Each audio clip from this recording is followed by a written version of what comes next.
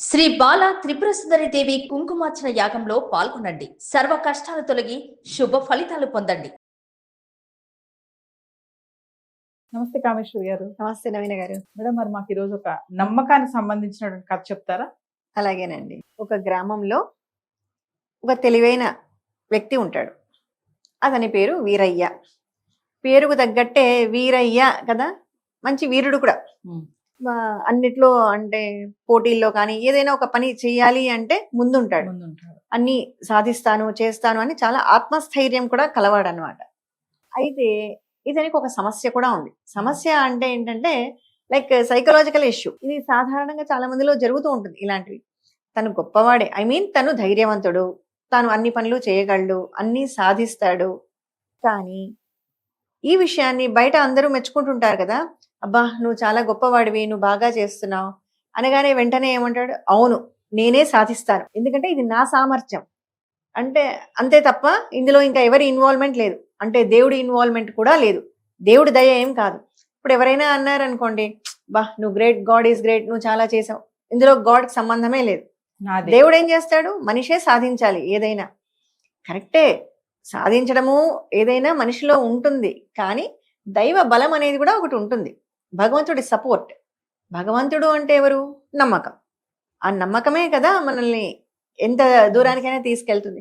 కానీ ఎప్పుడు డిబేట్ చేస్తూ ఉంటాడు అందరితో కూడా. ఎవరైనా గుడికి వెళ్ళినా ఊర్లో, ఎందుకు వెళ్తున్నారు గుడికి, అంతా టైం వేస్ట్, మీకు పని లేదు, అంతా మీకు ఏం చేయాలో తోచక అంటే మేనవర్స్ అంతా వేస్ట్ చేస్తున్నారు అన్నట్టుగా అందరినీ క్రిటిసైజ్ చేస్తుంటాడు ఎప్పుడు ఊర్లో. ఈయనకి కొండలు ఎక్కడము, లేదా ఏది వాగులు దాటడము, ఇలాంటివన్నీ అంటే సాహసోపేతమైన కార్యక్రమాలన్నీ చేయడం బాగా ఇష్టం, చేస్తుంటాడు. అన్ని పనులు కూడా బాగా, అంటే ఎందులో అయినా ఇప్పుడు గ్రామానికి ఏదైనా అవసరం ఉంది ముందుంటాడు, నేను చేస్తాను నేను చెందుతాను, మంచివాడే. కానీ ఏంటి అంటే తాను నమ్మిందే కరెక్ట్, నేనే గొప్ప, మనిషి గొప్పే, మనిషి గొప్పనే, కానీ దైవం అనేది ఒకటి ఉంది అని ఒక నమ్మకం ఉండాలి అని ఒక పెద్ద ఆయన చెప్తారు. సరే ఇలా జరుగుతూ ఉన్నప్పుడు ఒక రోజు ఈయన ట్రెక్కింగ్కి వెళ్తాడు. ఓకే, ట్రెక్కింగ్కి వెళ్ళినప్పుడు అదేంటి, అది మంచు పర్వతం అనమాట. అంటే ఎప్పుడు మంచు ఉండదు. మీకు మామూలుగా మంచు పర్వతాలు ఏంటంటే ఎప్పుడు మంచుతోనే ఉండవు. మామూలు కొండ ఉంటుంది పగలు, తర్వాత స్లోగా ఒక్కోసారి సడన్ గా మంచు వచ్చి అది మొత్తం మంచు కమ్మేస్తుంది అనమాట. ఇలా ట్రెక్కింగ్కి వెళ్ళినప్పుడు ఏమవుతుంది, సడన్ గా మొత్తం చీకటి అయిపోతుంది, అదంతా మంచు కమ్మేస్తుంది. మంచు కమ్మేసిన తర్వాత ఈయనకి ఏం కనిపించదు, దారి ఎటున్నా అని, అంతా చీకటి అయిపోతుంది, సడన్ గా చీకటి అయిపోతుంది. అప్పుడు ఆ కొండను పట్టుకొని గట్టిగా పిలుస్తాడు, ఎవరైనా రండి, ఇక్కడ ఎవరైనా ఉన్నారా, సహాయం చేయండి అని పిలుస్తూ ఉంటాడు. అక్కడ ఎవ్వరూ ఉండరు, చాలా సేపు అయిపోతుంది. చాలా ధైర్యంగా ఉంటాడు, ఆ కొండను పట్టుకొని అలాగే ఉంటాడు ఆయన. తర్వాత గుర్తొస్తుంది, ఆ ఊర్లో ఒక పెద్దవాళ్ళు చెప్పింటారు కదా, ఎప్పుడైనా భగవంతుడు ఉన్నాడు అని నువ్వు నమ్మితే నీకు ఆయన సహాయం చేస్తాడు అని చెప్పింటారు. ఆ మాట గుర్తొస్తుంది. ఓ అవునా, సరే అయితే ఇప్పుడు అడుగుతాను, భగవంతుడు ఉన్నాడేమో, నాకు వచ్చి సహాయం చేయమని అడుగుతాడు అని గట్టిగా, ఓ భగవంతుడా ఎక్కడున్నా ఉంటే వెంటనే వచ్చి నాకు సహాయం చేయి అని అరుస్తాడు. ఇలా బాగా ఎలుగెత్తి ఒక 3-4 సార్లు గట్టిగా పిలుస్తుంటాడు, ఓ భగవంతుడా నువ్వు వచ్చి నాకు సహాయం చెయ్యి, నేను ఇప్పుడు కష్టంలో ఉన్నాను అని అరవగానే ఆయనకు ఒక వాయిస్ వినపడు, వెంటనే నువ్వు చేతులు వదిలేసేయి అని. ఓకే, వెంటనే నువ్వు చేతులు వదిలేసేయి అని వినపడుతుంది.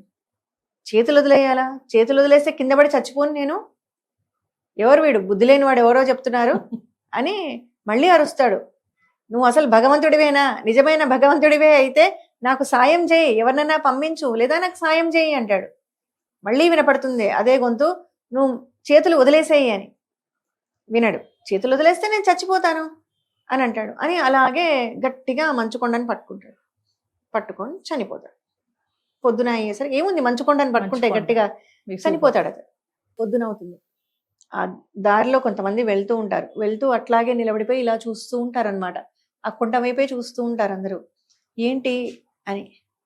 అలా చూస్తూ ఉంటే అక్కడికి ఒక అతను వస్తాడు, అయ్యో నిన్న రాత్రే చెప్పాను చేతులు వదిలేయి అని, నా మాట వినలేదు. ఎంత ఉంటుంది అతనికంటే, అతను పట్టుకున్న కొండకు నేలకు 1 అడుగు దూరం ఉంటుంది అంతే. ఆ కొండకు చీకట్లో తెలియలేదు, చీకట్లో ఆయన కనిపించలేదు. కింద వరకు వచ్చేసాడు. సో చేతులు వదిలేయంటే ఏంటి, నువ్వు చేతులు వదిలేసే వెంటనే నేల మీదకి వస్తావు అని, అంతే. అక్కడ ఏం పెద్ద విషయం ఏం లేదు. చేతులు వదిలేస్తే నేల మీదకి వస్తాడు, బతికిపోతావు. కానీ ఏంటి, భగవంతుడా అన్నావు, భగవంతుడు ఒక మనిషిని పంపించాడు నీకు, నువ్వు నమ్మలేదు, అంటే నమ్మకం లేదు.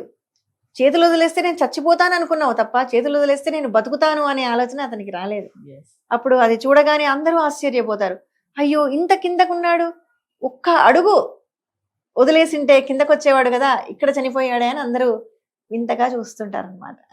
నమ్మకం, అలా నమ్మకం ఉండాలి దేని మీదైనా. నమస్తే. నమస్తే.